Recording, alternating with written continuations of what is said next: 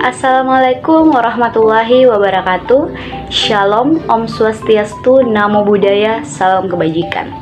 Perkenalkan, saya Atika Syafira Alwi dengan NIM 230602500024, Prodi Pendidikan Sejarah, Fakultas Ilmu Sosial dan Hukum, Universitas Negeri Makassar.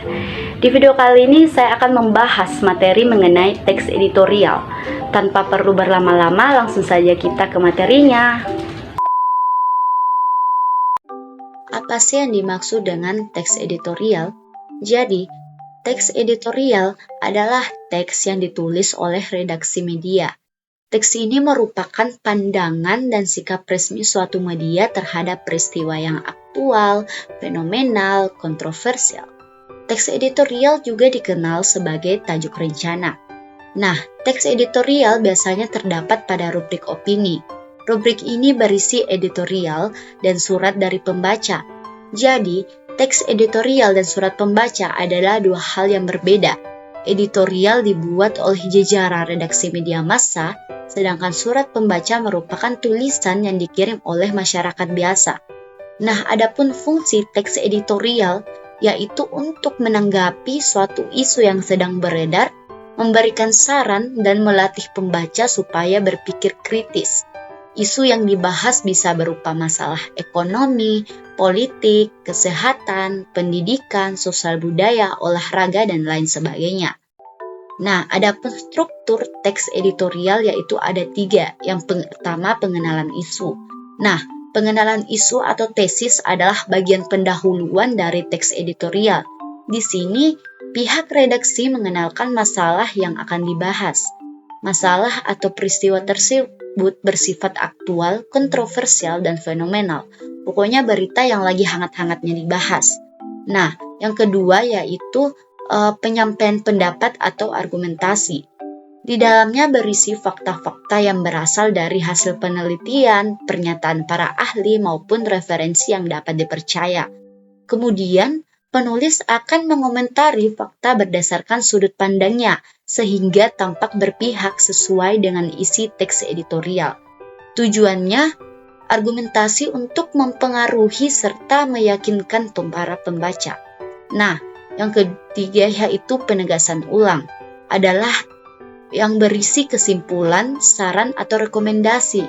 Nah, di dalamnya juga terselip harapan redaksi kepada para pihak terkait untuk mengatasi persoalan tersebut.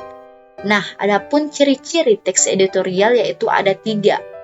Yang pertama, mengandung isu yang hangat dibicarakan.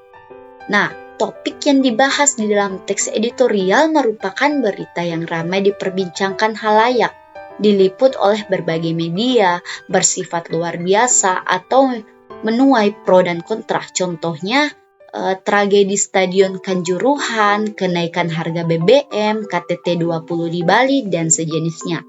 Nah, yang kedua yaitu sistematis dan logis. Teks editorial terstruktur rapi dan mengandung fakta berdasarkan data atau pendapat ahli.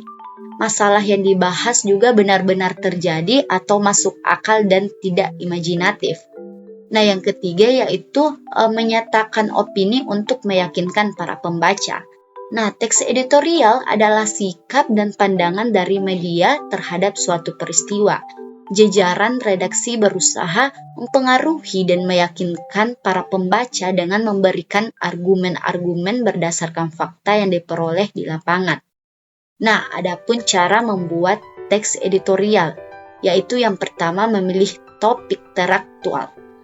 Nah, pilih topik atau isu yang ingin diangkat. Setiap hari kita dihadapkan dengan berbagai peristiwa dari seluruh penjuru daerah bahkan dunia.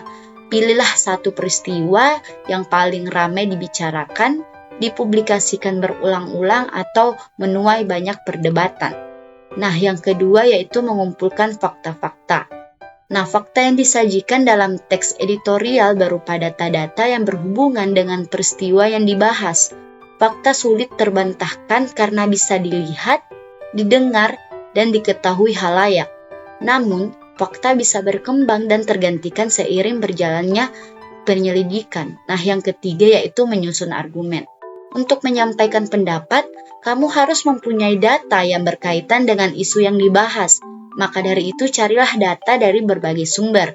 Kemudian analisis dengan pendapatmu sendiri. Gunakan kalimat yang sesuai dengan kaidah kebahasaan, teks editorial agar tulisanmu mudah dibaca dan dimengerti.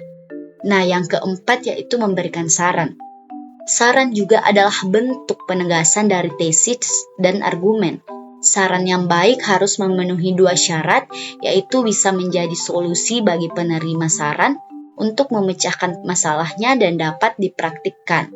Sebelum memberi saran, kamu harus mempertimbangkan dampak atau efek apabila saran tersebut dilakukan. Nah, yang terakhir yaitu periksa kembali teks yang sudah kamu buat sebelum dicetak atau dipublikasikan ke internet. Perhatikan tanda baca, EYD, dan pastikan tidak ada kesalahan kata atau typo.